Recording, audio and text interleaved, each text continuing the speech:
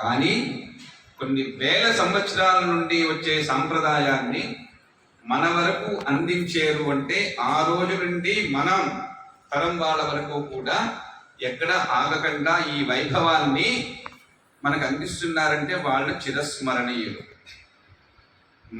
మనతో ఆగకుండా మన సాంప్రదాయాన్ని ఇంకొక 100 తరాలు, ఇంకో 1000 తరాలు చెప్పుకునే స్థితికి చేకూరాలి అంటే మంత్ర సాధన ప్రధానమైన భూమిక. మంత్రం చేయాలి. మహనీయులు ఎంతమందో అనేక పురాణాలు రాముడి గురించి, కృష్ణుడి గురించి, భగవద్గీతలో ఉండేటువంటి చైతన్యాన్ని, రామాయణంలో చైతన్యాన్ని, అలాగా అనేకమైన గణపతి గురించి, బ్రహ్మ గురించి ఇంకా చెప్పనేటువంటి విషయాలు లేవు. అనేక మంది అనేక విధాలుగా చెబుతున్నారు. వాళ్ళకు గంట ప్రవచనం చెప్పాలి అంటే వాళ్ళు ఎంత శ్రమించాలి, ఎన్ని తిరగవేయాలి, ఎంత మేధాశక్తిలో పెట్టుకోవాలి, అంత తపన పడుతున్నారు. దేని గురించి? ఇంత విషయం నాకు తెలుసు, 1 గంట మీ అందరికీ చెప్పిన విషయాన్ని చెప్పకుండా మీ అందరూ కూడా తోచలేని విషయాన్ని నేను చెప్పానని చెప్పి ఒక ముద్ర వేసుకోవడానికి కాదు. మనలో ఒక సంస్కృతి ధర్మాన్ని కాపాడడానికి చేసేటువంటి ప్రయత్నాలు అవన్నీ వినడం వల్ల ఇటువంటి స్థితికి వచ్చి ఒకసారి చూడాలనిపిస్తుంది. ఇక్కడికి వస్తే మేము చెప్పేదేంటి, సద్గురువులు చెప్పేదేంటి, మన గురువులు చెప్పింది ఏంటి? మంత్ర సాధన, మంత్రానుష్ఠానం. ఈ మంత్రం వల్ల ఇది వస్తుంది, ఈ మంత్రం వల్ల ఇది వస్తుంది, ఎప్పుడు వెళ్ళద్దు. మంత్రం వల్ల అన్నీ వస్తాయి. మంత్రానాం మాతృగాదేవి సత్తానాం జ్ఞానరూపిణి జ్ఞానానాం చిన్మయాదీత శూన్యానాం శూన్య సాక్షిని. ఎంత మంత్రం చేసినా నాకేం కనిపించలేదు, శూన్యమే. శూన్యం కూడా ఆవిడే. పిచ్చివాడా, నీకు ఎన్నో కనిపించి వ్యామోహంలో వెళ్ళిపోయి ఇవన్నీ నేను పొందాలని చెప్పి ఆకాంక్షిస్తున్నావు. శూన్యం అంటే నీకేమీ కనిపించకుండా ఉంటే నా గురించి ఆలోచిస్తావు. శూన్యానాం శూన్య సాక్షిని పరతరన్నాస్తి శేషా దుర్గా ప్రకీర్తిత. అమ్మవారి యొక్క అనుగ్రహాన్ని పొందాలి అంటే కోరిక అనేటువంటి భావం మనలో ఎక్కడ కనిపించకుండా నిష్కామమైన చైతన్యంతో అమ్మవారిని కొలవాలి. ఆ స్థితికి చేరాలి అంటే మన వశమా? జరగని పని. ఎందుకంటే ఎవరికి ఏదో వాంఛ ఉంటూనే ఉంటుంది. అటువంటి వాంఛన తీరడానికి ఇంట్లో చేసే దేవతారాధన చాలదు. కాబట్టి అనేక మంది మహనీయుల యొక్క అనుభూతి పొంది మనకి ఒక ఆలయం నిర్మాణం చేసి అమ్మవారినైనా అయ్యవారినైనా అనేక దేవాలయాలు కొన్ని వేల సంవత్సరాలు బట్టి నిలుపుకున్నాం. మానవుడు నిగ్రహంగా అమ్మ దగ్గర కూర్చుని ఒక్కొక్కటి వర్లించి రాస్తే ఎక్కడ వచ్చిపోతానో అని చెప్పి ఆవిడికి అన్ని చెప్పుకుని మనం తరించేటువంటి స్థితికి మంత్రం ద్వారా అందించేది మహనీయులు. అటువంటి మంత్ర సాధన చేస్తూ దేవాలయంలో ఒక శోభ ఏర్పడాలంటే రోజు ఇవన్నీ పట్టు తిరగడం కాదు. ఒక సంవత్సరానికి ఒకసారి ఆడపిల్లని ఎప్పుడూ ఆమెను అడగడమేనా అని చెప్పి ఒక రోజున మన మనస్సులో ఉండేటువంటి భావాలన్నీ కూడా ఒక పువ్వుగా, కాయగా, లడ్డుగా, అరిసెలుగా, కొబ్బరికాయలుగా, అరటిపళ్ళుగా, కర్బూజాకాయగా ఎన్నో రకాలుగా మనం ఆమె దగ్గర చేరాలని తపంతో పళ్ళాలు పట్టి తిరిగాం. ఆవిడ సంతోషిస్తుందా? ఆ పళ్ళాలకు లొంగరు. పళ్ళెం పట్టుకున్నటువంటి మన మనస్సాక్షి మన మనస్సుకి లొంగిపోతుంది, మన దగ్గరికి ఉండిపోతుంది. అటువంటి స్థితిలో మనందరం చేసుకోవాలి. ఇది ఎందుకు ప్రారంభమైందో తెలియదు కానీ ఆశ్రమం ఉన్నన్నాళ్ళు కూడా ప్రతి మహాశివరాత్రి నాడు మన పిల్లలు, వాళ్ళ పిల్లలు కూడా ఇలా చేస్తూ ఈ ఆనందాన్ని మూటగట్టుకుని, అద్భుతాన్ని మూటగట్టుకుని ప్రపంచానికి తెలియపరచాలి. ఎక్కడో ఎవరో ఒకసారి మొదలు పెట్టేది సాంప్రదాయం. ఇది సాంప్రదాయం ఒక వేదాల్లోని అంతర్గతాల్లో ఉండవు ఇలాంటివి. ఇవన్నీ కూడా కల్పితాలు. ఈ కల్పితమైనటువంటి ఏంటి? ఒకసారి ఆనందంగా చేసుకున్నాం. అలాగే ఈ ఆనందాన్ని మనం పొందడానికి ఎంతో ప్రయాసపడితే గాని ఇటువంటి స్థితి, ఇటువంటి చూపు, ఇటువంటి ఆనందం ఒక క్షణంలో ఎంతమంది ఆనందపడి ఎవరేం చేసినో తెలియని స్థితి నాకే అనిపించింది. ఒకసారి మిమ్మల్ని అందరం చూసేసరికి ఇన్ని పళ్ళాలు పట్టుకుని ఇన్ని రూపాల్లో అమ్మవారు వచ్చేసిందని ఎవరు లేరు. 10 మంది ఉన్నారంటే ఎవరు లేరండి. అసలు పళ్ళాలు చాలలేదు, అంతమంది వచ్చారు. అంటే ఎవరూ లేరు, ఏమీ లేవు, ఇది బాగోలేదు అంటే ఒప్పుకోదు ఆవిడ. తెలుసా? ఆవిడకి నచ్చని విషయాలు ఇవి. అంచేత అమ్మని ప్రాధేయపడి మనందరం కూడా మన సంస్కృతి, మన ధర్మాన్ని కాపాడుకుందాం, మంత్ర సాధన చేద్దాం.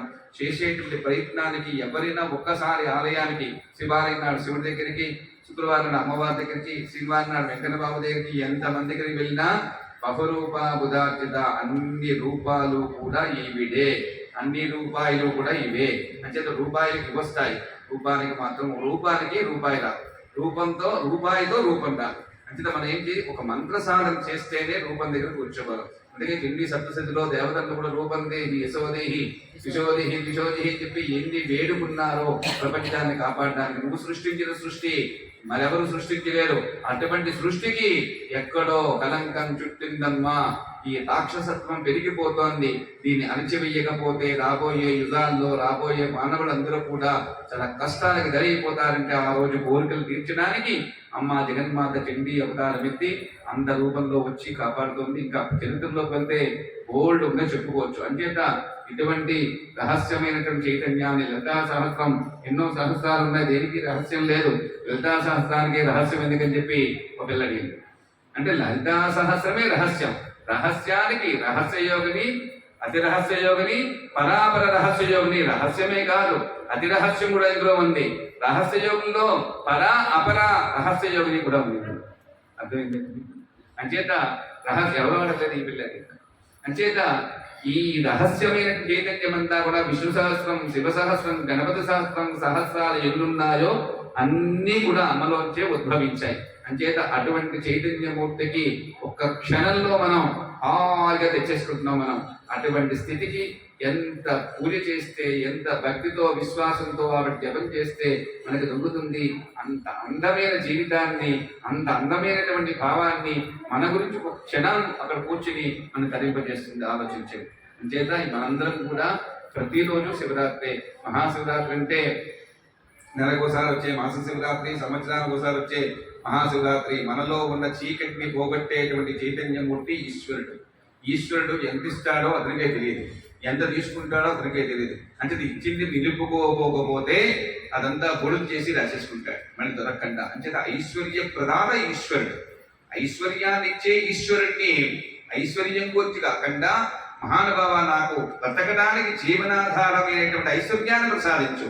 ఇల్లు ఐశ్వర్యమే, భక్తి ఐశ్వర్యమే, మనలో ఉండే చింతన ఐశ్వర్యమే, మనకు ఉండేటువంటి ఆలోచన విధానంతో 10 మంది పనికి రావాలంటే అదే ఐశ్వర్యమే. మనకు మంత్ర సాధన చేస్తున్న ఐశ్వర్యమే. ఇటువంటి ఐశ్వర్యాలు శాశ్వతంగా మన దగ్గర ఉండాలి అంటే ఆ ఈశ్వరుడిని ఆరాధించాలి, అమ్మని ఒప్పించాలి. మళ్ళీ ఈశ్వరుడికి ఆవిడ చేత మనం అందరూ కూడా మెప్పించి చేయాలి. అంచేత పరమేశ్వర కలయికని మనందరం కూడా చూడటానికి మాస శివరాత్రి నాడు పరమేశ్వరుడు, పౌర్ణమి నాడు అమ్మవారు సృష్టికి యావత్తు కూడా ప్రగతి పురుషులై మనందరినీ కాపాడుతున్నారు. అంచేత మంత్ర సాధనలో ఉండే శాస్త్రాన్ని, మన ధర్మాన్ని మనం తూచా తప్పకుండా పాటించి తరిద్దాము. ఇది కేవలం వేడుక. ఈ వేడుకకి ముందేంటి వెనకేంటి మనం ఆలోచించదు. ఈ వేడుకలు చెడుకుంటూ ఉంటాము. ఈ వేడుకలతోటి మనం సరిపెట్టుకోవద్దు. దీనికి మంత్ర సాధన ప్రధానమైంది. మనందరం మంత్రం చేసి తరిద్దాము. భావి తరాలకు కావాల్సినటువంటి అద్భుతమైన ఎనర్జీ, అంటే ఒక శక్తిని వాళ్ళందరికీ మనం ఇద్దాం. ఏది ఆశతో చేయొద్దు, అన్ని ఆశయంతో చేద్దాం. ఆశయంతో చేసిన వాడు గెలిచేయడు, శాశ్వతంగా ఉన్నాడు, చిరస్మరణీయుడు. వాళ్ళ పేర్లన్నీ మనం చెప్పుకుంటున్నాం, కానీ వాళ్ళని మనం చూడలేదు. కానీ ప్రతిసారి పేరు గెలుచుకున్నప్పుడల్లా కూడా మన పక్కన ఫిజికల్ గా వాళ్ళు ఉంటారు, కానీ వాళ్ళని చూడలేము మనం. అంచేత మంత్ర సాధన చేస్తే వాళ్ళ పక్కన కూర్చున్నట్టుగా మనకు కనిపిస్తుంది. అంటే ఈ శాస్త్రాన్ని, ఈ ధర్మాన్ని మనందరం కూడా ఎప్పుడు కూడా విస్మరించకుండా పరిపూర్ణమైనటువంటి గురు విశ్వాసాన్ని, గురువు ఎంతో విశ్వాసం, అతనికి ఎంతో నమ్మకం దీన్ని సుస్థిరంగా ఉంచుతాడని, అతని నమ్మకానికి ఎప్పుడూ కూడా విరుద్ధంగా వెళ్ళకుండా మనం ఈ ధర్మాన్ని కాపాడుకుంటాం. మన జీవనాధారమైనటువంటి చైతన్యమూర్తిని పాదాలు పట్టుకుంటాం. ఎప్పుడు హాయిగా ఆనందంగా వెళ్తాం. విగ్రహం దేనికంటే విగ్రహం గురించి. రాబోయే రోజుల్లో మనిషి క్షణం తీరుబాటులేని రోజులు రాబోతున్నాయి. ఇప్పుడే ఎవరికి తీరుబాటు లేదనుకోండి, కానీ రాబోయే రోజుల్లో ఆ క్షణం కూడా ఎటు వెళ్ళినా సరే, అటు చూసినా ఇటు చూసినా భగవద్ దర్శనం అయ్యే విధంగా మనందరం కూడా రాబోయే రోజులకు నిర్మాణాలు చేద్దాం. మంచి ఆశయాలతో 10 మందికి కూడా పనికొచ్చే దారిని వెతికి వాళ్ళకు కూడా అప్పచెప్పుదాం. మనం కూడా ధరిద్దాం. మన పిల్లలు కూడా చిన్నతనంలోంచే వాళ్ళు బాగా మొండితనం అయిపోయిన తర్వాత మా పిల్లలు వినట్లేదు అనేటువంటి స్థితికి వెళ్ళకుండా వాళ్ళు వినేటప్పుడే వాళ్ళ చేత అన్ని చేయించి ఒక స్థాయికి వచ్చేసిన తర్వాత వాళ్ళు తిరిగి అమ్మ ఇలా చేయాలి, నా చిన్నప్పుడు చెప్పు, నువ్వు ఎందుకు మర్చిపోయావు అనే స్థితికి మనం చేకూరాలని ఆత్మవిశ్వాసంతో మీ అందరికీ చెబుతూ, మీరందరూ పిల్లలందరూ పెళ్ళిళ్ళైపోయారు, కానీ వాళ్ళకి పిల్లలు పుడుతూ ఉంటారు. వాళ్ళకి ఈ విధంగా చెప్పండి. వాళ్ళు విసుక్కున్నా కూడా మనం జాగ్రత్తగా విసురుకోకుండా వాళ్ళని వదులుకోకుండా ఈ సాంప్రదాయాన్ని తప్పకుండా చెప్పుకుంటాం, ధరిద్దాం. అమ్మవారికి పుష్పాభిషేకం అయిపోయిన తర్వాత అమ్మవారి యొక్క ప్రసాదాన్ని మీ అందరికీ మళ్ళీ ఇస్తాను. హాయిగా వెళ్ళిపోతాం. మహాశివరాత్రి ఈ రోజున సాయంత్రం రుద్రహోమం అంటే మహారుద్రాభిషేకం, రుద్రహోమం అన్నీ జరుగుతాయి. ఎక్కడైనా సరే ఎక్కడికో ఎక్కడ పేర్లించుకోవాలి, ఎక్కడ తీసుకోవాలి, వాళ్ళకి ముందుగా చెప్పుకోవాలి, అన్నీ ఉంటాయి. మన ఆశ్రమంలో ఆ బాధలు లేవు అని నేను చెప్పలేను, కానీ అటువంటి బాధలకి నేను గురి కాకూడదు, నలుగురితోనే పనిచేయాలని చెప్పి చేస్తున్నాను. అవకాశాన్ని ఉంటే ఎవ్వరు కూడా సద్వినియోగం చేసుకుని తప్ప ఎవరు మానేకండి. రేపు రాత్రి కూర్చుంటాను గురుగారు హోమం చేయలేను, నేను రాత్రి చేయలేను, ఇవాళ చేస్తాం. మళ్ళీ వచ్చే సంవత్సరమే రుద్రహోమం. అంటే మీరందరూ కూడా ఆ రామకృష్ణ అనుకునేది ఇక్కడికే వచ్చి ధరించండి. నా యొక్క విన్నపం ఏంటంటే చెప్పకపోతే దోషం కాబట్టి చెప్పాను. మీరందరూ కూడా ఇక్కడ రాలేకపోతే మీ ఇంటి పక్కన జరిగినా కూడా కాలం వృధా కాకుండా అక్కడికైనా వెళ్ళండి. అంచేత ఇక్కడ రాగలిగితే రాగండి. అంచేత ఈ ప్రసాదాన్ని అంటే ఎప్పుడైనా తీసుకెళ్తాం, ఆ ప్రసాదం ఎప్పుడో దక్కుతూ ఉంటుంది. అటువంటి సత్యప్రసాదిని విశ్వసాక్షిని సాక్ష్యవచిత అంటాం. అమ్మవారి యొక్క అనుగ్రహం పొందాలి అంటే 1, 2, 3, 4, 5 మాటల్లో దొరకవు. ఆవిడ నిరంతరం కూడా మనం చెబుతూ ఉంటే ప్రతి దానిలో అమ్మే కనిపిస్తుంది, ప్రతి దానిలో అమ్మే మన చేత చేయిస్తూ ఉంటుంది, ప్రతి దానిలో నాకేమి తెలియదు అనుకుంటే బొమ్మే కనిపిస్తుంది. అంటే అమ్మను పట్టుకుందాం, బొమ్మతో ఆడుకుందాం. సర్వం శ్రీ పరదేవతార్పణమస్తు. తెలియదు కానీ వచ్చిన ఒక్కరు వస్తూ ఉంటారు ఇక్కడికి. అసలు ఏంటండి అమ్మ ఇక్కడ తెచ్చేసుకున్నారా మీరు? అసలు మీరు రాకపోతే ఏమైపోతుందో నిజం చెప్తే నమ్మరు. ఆ మాటలు విని విని విని ఒక్కసారి ఇంత అదృష్టం చేసుకున్నానా, ఎంతమంది మహనీయులు చేసుకున్న అదృష్టాన్ని నాకు ఇచ్చి వెళ్ళిపోయేది అలాగే అని అనిపిస్తుంది. ఎందుకంటే వాళ్ళ తపన అసలు ఏంటి, అమ్మవారు ఏంటి అంటుండే దిష్టి అయిపోతుంది అనుకుంటారు. ఎన్నిసార్లు దిష్టి తీయగలను ఆవిడకి నమస్కారం పెట్టేశాం. ఎందుకంటే నేను మన ఆశ్రమం గురించి, మనం నిర్మాణం చేసుకున్నటువంటి శక్తి గురించి నేను ఎక్కువగా పొగుడుతున్నాను అనుకోవద్దు. మనందరం కష్టపడితే ఆవిడ ఇష్టపడింది. మనం కష్టపడకపోతే, మనం గాలి చేయకపోతే ఆవిడ ఇష్టం ఉండదు, ఆవిడకి ఇష్టమే ఉండదు. ఎంతమంది చేయట్లేదు శ్రీ విద్యోపాసన? అంతమందిలో మనకి, కొంతమందిలో మనకి, అదే తక్కువ మందిలో మనకి ఈ వరం ఇచ్చింది ఆవిడ. ఇలాగే ఆ పరమేశ్వరుని కూడా మనం నిలుచుకు మెప్పించి ఆవిడ ఎదురుగుండా కోటి కోటి భీరావృతాలు, లలితాశాస్త్రంలో అంటే కోటి కోటి భీరావృతములు అంటే అన్ని ఆవృతములు ఆవిడ దాకా. లలితాశాస్త్రాల నుంచి ఆవృతం అంటే ఏంటి? ఆవిడ నామాన్నే జపించడం. అటువంటిది కోటి లింగాలు మన ఆశ్రమానికి వచ్చే సంవత్సరం శివరాత్రి నాడికి మన శంకుస్థాపన చేయటువంటి సాధ్యమైనంత వరకు కూడా స్లాబ్ నిర్మాణం జరిగిపోవాలి. అంటే మీ అందరికీ ఒకటే చెప్తున్నానమ్మా, మీరు ఎంత దూరం వెళితే అంత దూరం అయిపోతారు. ఆలయ నిర్మాణం మాత్రం ఖచ్చితంగా జరుగుతుంది. ఎంతమందో ఒక్క భావం, 2 భావాలు, 3 భావాలు కాదు, ఎంతమందో తప్పిస్తున్నారు. మన తపనకి అమ్మవారు మన దగ్గరికి రావాలి. ఇదో జరిగింది, లేట్ అయింది, కానీ మనం తప్పకుండా నిర్మాణం చేస్తాము. ఎవరైతే దీన్ని ఆపే ప్రయత్నం చేశారు, ఇది చేశారు మన భ్రమ. ఆపితే ఆవిడ చూసుకుంటే మనకి ఎందుకు ఆ బాధ? మనం చేయవలసిన మన ప్రయత్నం మనం చేసుకుంటాం. మన ఇంట్లోనే ఎన్నో కార్యాలు కథలు అనుకుంటాం, ఆగిపోతూ ఉంటాయి, ముందుకు వెళ్తూ ఉంటాయి. ఈ సంవత్సరం చేయవలసిన కార్యక్రమం మంచిత మనందరం తెరపడదాము. నిన్న కూడా 50 లింగాలు పంపించాడు. అసలు పాత డబ్బులే వాడికి ఇవ్వలేదు, ఇంకో 50 పంపించాడు. నేను రాత్రి దింపాను కాబట్టి కోరికతో ఉన్నాయి, చూసుకోండి. అంచేత మనందరం కూడా కలిసి 1116 లింగాలు. ఒకటే చెప్తున్నాను, మీరు ఎంత వేగంగా ముందొస్తే అంత మంచిది. ఎందుకంటే లింగాలు ఫోన్లోనే ఇంచుమించుగా మాకు అన్ని వాగ్దానం అయిపోయి, ఇంకా నెక్స్ట్ శివరాత్రి అయిపోయిన వెంటనే అన్ని చేసుకుంటాం. తర్వాత గురువు గారు అంటే నేనేం చేయలేదు, ఎందుకంటే ఇంకో లింగం ఎగస్ట్రా పెట్టి, అసలు ఈ 1116 పెట్టేసరికి అయిపోతుంది. ఇంకో లింగం ఎగస్ట్రా పెట్టలేము. తప్పకుండా దీన్ని ముందు చేసుకుంటే మనందరం ముందుకు వెళ్తాం. తర్వాత ఎలాగైనా సరే కోటిలింగ క్షేత్రము, సహస్రమేరు క్షేత్రము శ్రీకాకుళంలో ఉంది. మనందరం కూడా జన్మ జన్మలకి కూడా ఆ బోర్డు మీద పేరు లేకపోవచ్చు, కానీ ఈ బోర్డులో పేరు ఉండిపోతుంది. మంది మన భావతరాలు సుధారిస్తారు. ఈ రోజున మనం చెప్తున్నాం, తప్పకుండా మీ అందరూ కూడా ఒక్కొక్కరు ఒక 60 చేస్తే మొత్తం 6960 మందికి యోగం ప్రతిష్ఠించి చేసేటువంటి తపన కలిగించండి. అలాగే 1116 లింగాలు, పెద్ద లింగాలు, కోట్లింగాల ఆలయం మనం చేద్దాం. చేసుకుంటూ వెళ్ళిపోతే ముగింపు అది వేగంగా జరుగుతుంది. ఇంకో విషయం, మహాశివరాత్రి నాడు చెప్తున్నాను, ఈ రోజు వరకు చాలా కంట్రోల్ చేసుకున్నాను. ఎప్పుడు చెప్పేస్తానో నాకే భయం వేసింది. ఏంటంటే మొన్న కోటి దీపోత్సవం నాడు తెప్పించిన శివలింగాలు అమ్మవారు ఒక మహా సంకల్పంతో తెప్పించారు నా చేత. ఆ సంకల్పం ఏంటంటే ఈ 1116 లింగాలు కూడా కోటి శివలింగాలకి 1116 మంది కాకుండా 6960 మంది ఎవరైతే దాతలుగా వస్తారో మొత్తం వీళ్ళందరి పేరు మీద కాశీ క్షేత్రంలో 1116 లింగాలు ప్రతిష్ఠ జరుగుతుంది. అందరం కూడా మన ఆశ్రమం తరపున అక్కడ ప్రతిష్ఠ చేసి మన శ్రీకాకుళంలో దేవీ ఆశ్రమం సహస్ర మేరువుల ఆలయం వాళ్ళు 1 లింగాలతో 1116 లింగాలు కాశీలో పెట్టారు అని చెప్పి మనం కూడా చెప్పుకుందాము. అక్కడ కూడా నిత్య పూజలు చేసేటువంటి ప్లాన్ చేస్తున్నాను. తప్పకుండా అది కూడా సత్యమవుతుంది.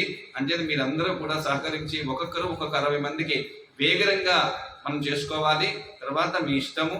తప్పకుండా 6960 మంది ఖడ్గమాల స్తోత్రం పారాయణ చేసిన వాళ్ళందరికీ కూడా పీడిఎఫ్లో పెడితే రామకృష్ణ పెట్టేద్దామండి పర్వాలేదు అన్నంటే ఆగు ముందు మన వాళ్ళందరికీ, అంటే వాళ్ళు నా వాళ్ళే, మీరు నా వాళ్ళే, కానీ గురువుగారు ఒక మాట చెప్పలేదని అటువంటి సమస్య రాకుండా నేను చెప్తున్నాను.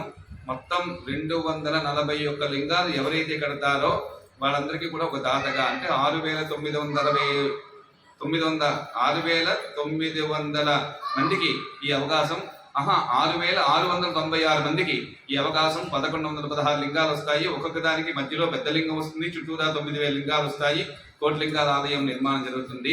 తప్పకుండా ముందడుగు వేయండి, ఒక్కొక్కరు కూడా చేయండి. నిన్నను కాక మొన్నను పౌర్ణమి నాడు చెప్పాను, మా కొండ రోజు వస్తున్నాడు, ఇంటికి వెళ్ళేట శివలింగాలు కట్టాలన్నాడు. అంటే ఒక వ్యక్తిని పొగుడుతున్నాను కదా, ఆ వ్యక్తిలో ఈ శక్తి ఎంతవరకు ఉంది అనేటువంటి భావంతో చెప్తున్నాను. ఇంటికి వెళ్ళేట నిద్ర పట్టలేదు. మొన్నాడు గురువుగారు ఒక 40 లింగాలు 50 లింగాలు 5 లింగాలు ఏదో కట్టాలని చెప్పి నిర్ణయించుకుని నా దగ్గరికి వచ్చి ఏదో మాట్లాడుతున్నారు. లింగం కట్టాలంటే పెద్ద లింగమా చిన్న లింగమా అన్నాను. పాపం వాళ్ళంటే నోటింటి మాట రాలేదు. కానీ మీరు ఏం చెప్తే చేసేద్దాం అన్నారు. అంటే మీరు ఏమనుకుని వచ్చారో నాకు తెలియదు కదా అన్నాను. లేదు మీరు ఏం చెప్తే అది నీరజ్ గారిని అడిగాను.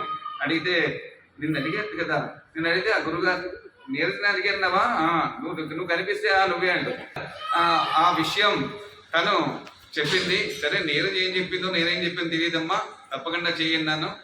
పెద్ద లింగం రాయిస్తారమ్మా. అసలు వాళ్ళు నిజంగా 30 లింగాలు 50 లింగాలు రాద్దాం అనుకుని పెద్ద లింగం రాసి 50,000 రూపాయలు కూడా ముందు ఇచ్చేసారు.